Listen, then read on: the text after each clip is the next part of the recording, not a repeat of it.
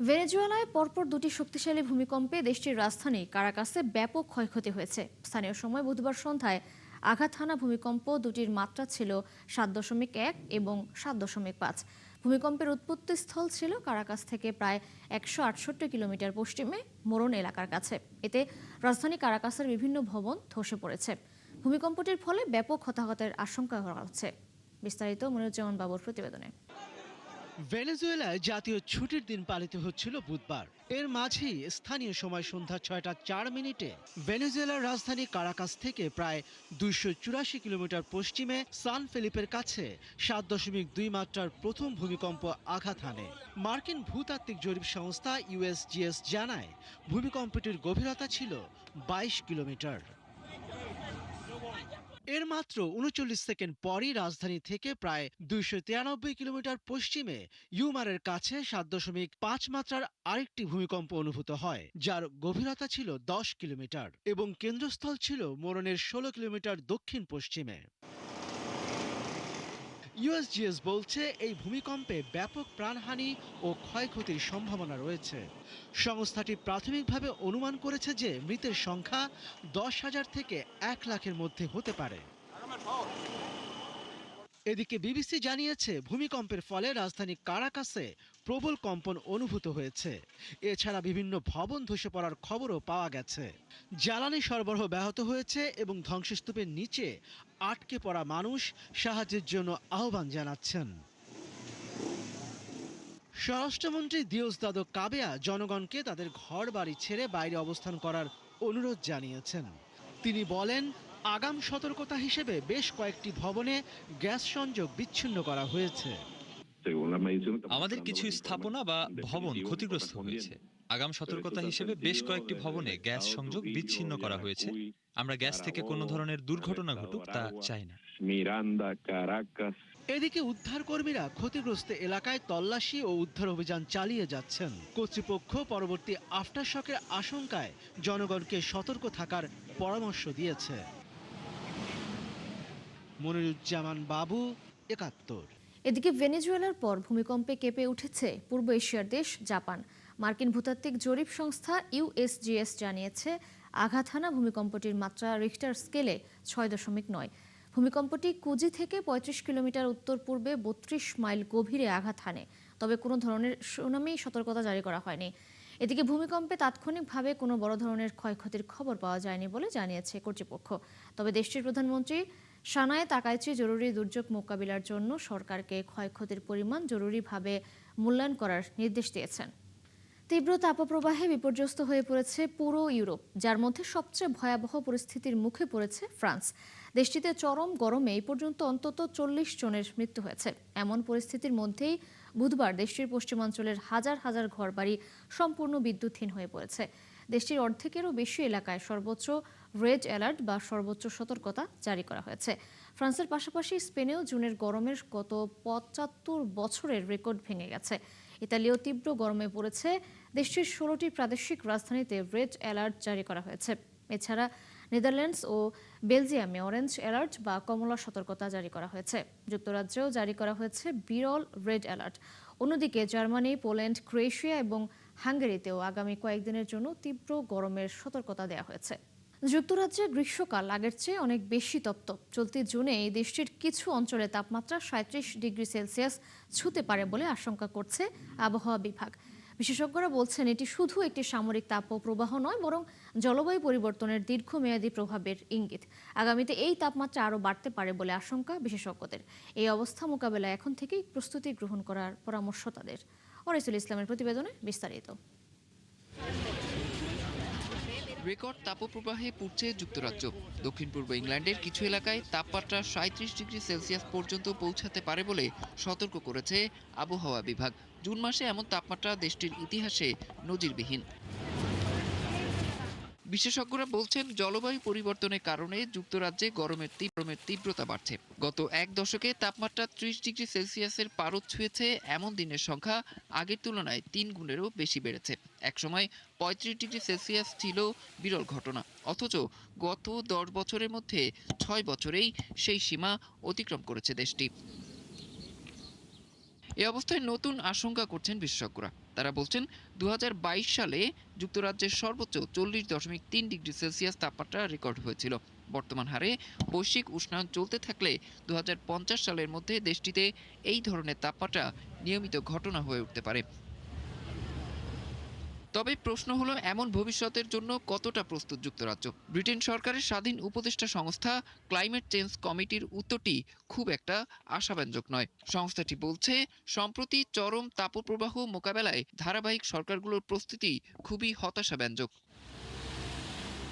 বিশেষজ্ঞরা বলছেন, তীব্র গরমের প্রভাব পড়বে জনজীবন ও অবকাঠামোতেও।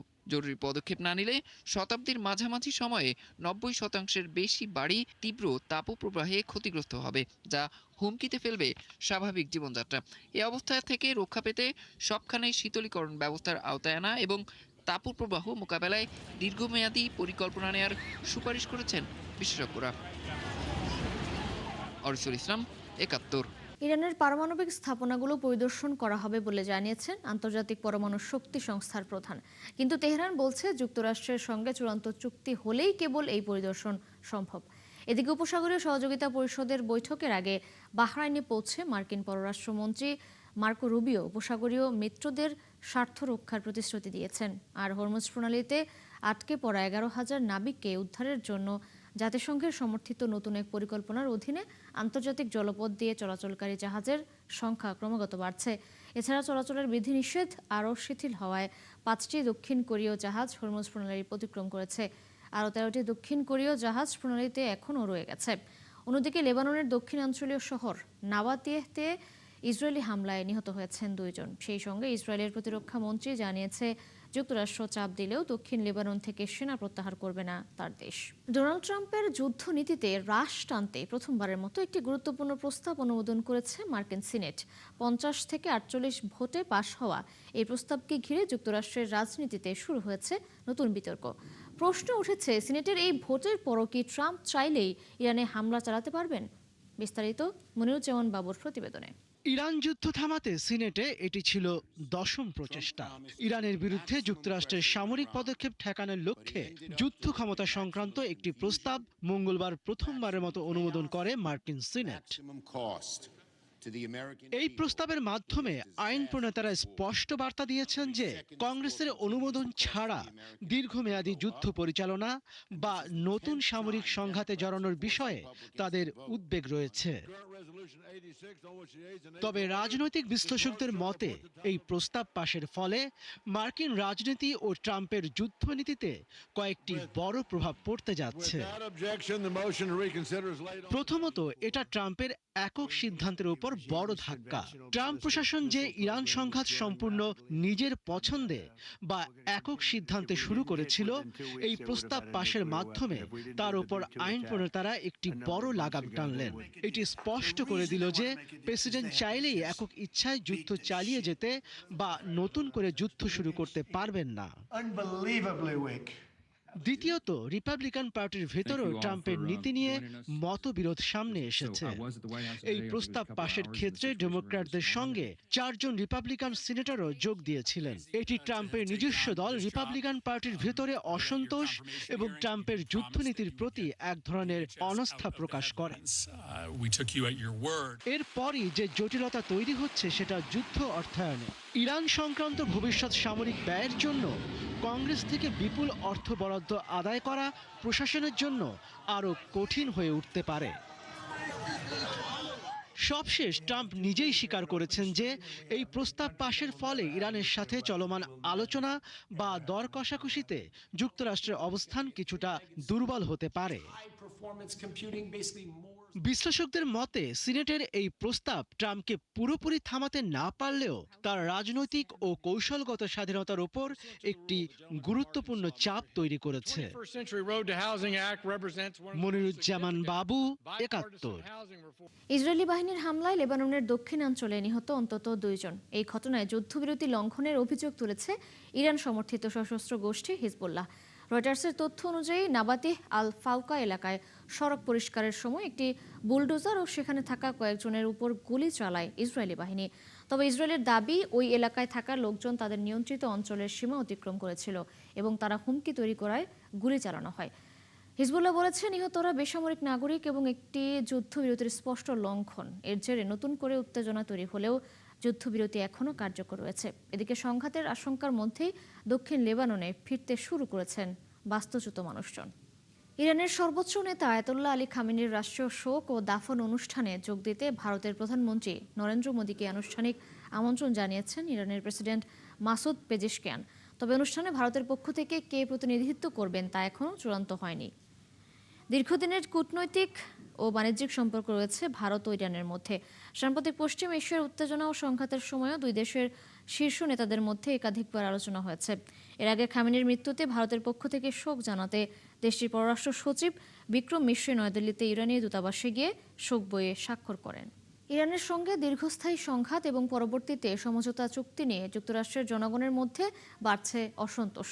নতুন জনমত জরিপ বলছে অধিকাংশ মার্কিন নাগরিক মনে করেন এই যুদ্ধ যুক্তরাষ্ট্রের জন্য কৌশলগত সাফল্য নয়, বরং এটি ব্যর্থতা।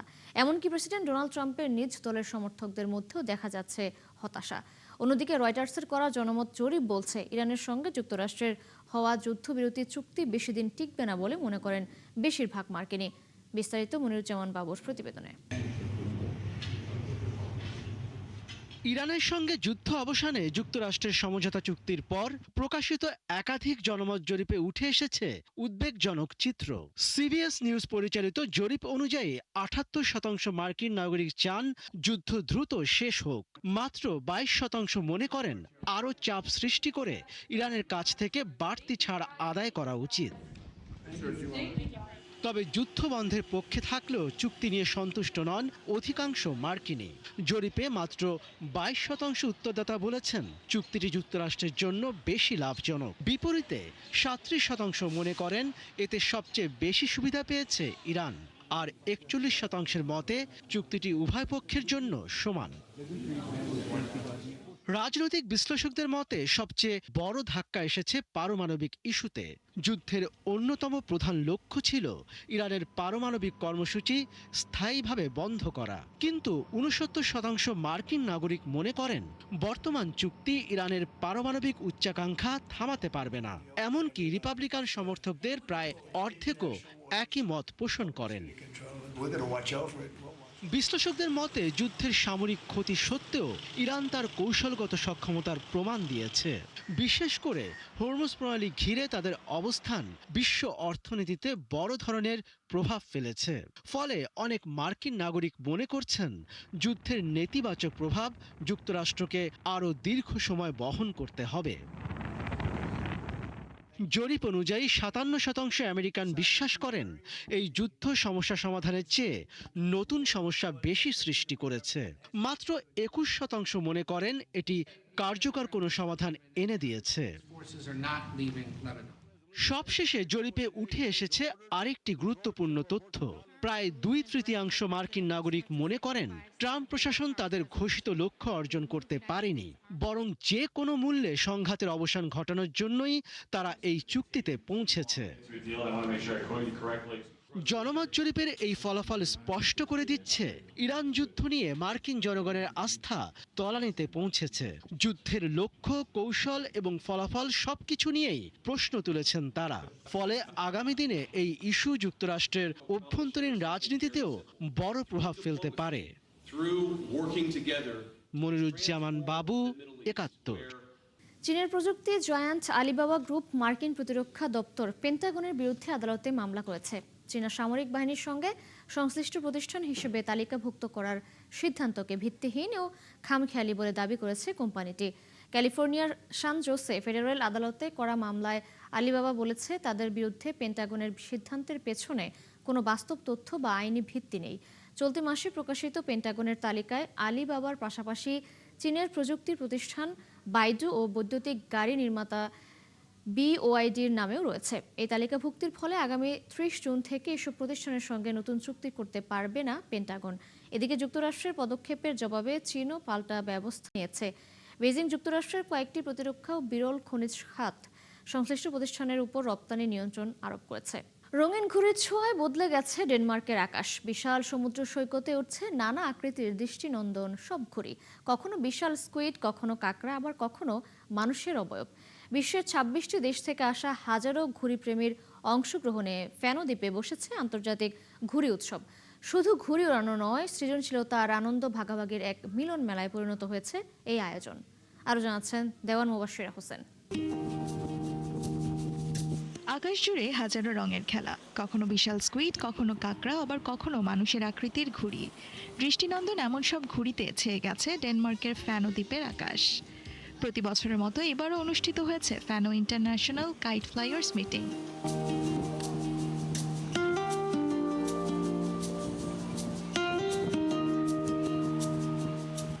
বিশ্বের অন্যতম বড় এই ঘুড়ি উৎসবে অংশ নিয়েছেন ২৬টি দেশের প্রায় ৫,০০০ ঘুড়ি প্রেমী। আয়োজকদের হিসাবে পুরো আয়োজন জুড়ে আকাশে উড়েছে প্রায় ২৫,০০০ ঘুড়ি।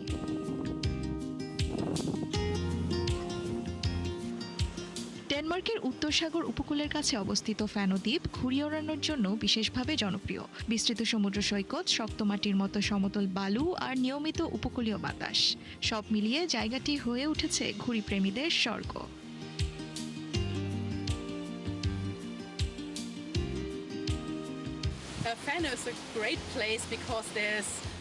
ফ্যানো অসাধারণ একটি জায়গা, কারণ এখানে ঘুড়ি ওড়ানোর জন্য প্রচুর জায়গা আছে।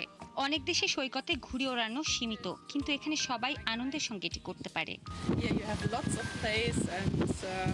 তবে বিশাল আকৃতির ঘুড়ি আকাশে তুলতে প্রয়োজন দক্ষতা ও প্রস্তুতি। এক একটি বড় ঘুড়ি নিয়ন্ত্রণ করতে লাগে একাধিক মানুষের সমন্বয়। ঘুড়ি ওড়ানোর অভিজ্ঞতা নিয়ে অংশগ্রহণকারীদের উচ্ছ্বাসও ছিল চোখে পড়ার মতো। কেউ কেউ বছরের পর বছর ধরে এই উৎসবে ফিরছেন শুধু আনন্দ আর নতুন অভিজ্ঞতার জন্য। গত বছর প্রথমবার এসেছিলাম, এবার দ্বিতীয়বার এলাম ঘুড়ি নিয়ে আনন্দ করতে এবং ছুটি কাটাতে। শুরুতে নিয়ন্ত্রণ কঠিন মনে হলেও ধীরে ধীরে তা অভ্যাসে পরিণত হয় বলে জানান অংশগ্রহণকারীরা। তাদের কাছে ঘুড়ি শুধু খেলা নয়, এটি সৃজনশীলতা, বন্ধুত্ব আর আনন্দ ভাগাভাগির এক মাধ্যম। 14 কিলোমিটার দীর্ঘ সৈকতে গাড়ি চালানোর সুযোগও রয়েছে দর্শনার্থীদের জন্য। আর তাই ফ্যানো দ্বীপ এখন শুধু পর্যটন নয়, বিশ্ব ঘুড়িপ্রেমীদের এক মিলন মেলার নাম। দেওয়ান মুবাশশিরা হোসেন, ৭১। এই ছিল এখনকার আয়োজনে। বিশ্বে আরও নতুন কিছু খবর ও বিশ্লেষণ নিয়ে দুপুর ১:৩০টায় আবারও হাজির হবে বিশ্বযোগ। সরাসরি সংবাদ অনুষ্ঠান দেখতে চোখ রাখুন ৭১-এর ফেসবুক পেজে এবং সাবস্ক্রাইব করুন ৭১-এর ইউটিউব চ্যানেল। থাকুন ৭১-এর সাথেই।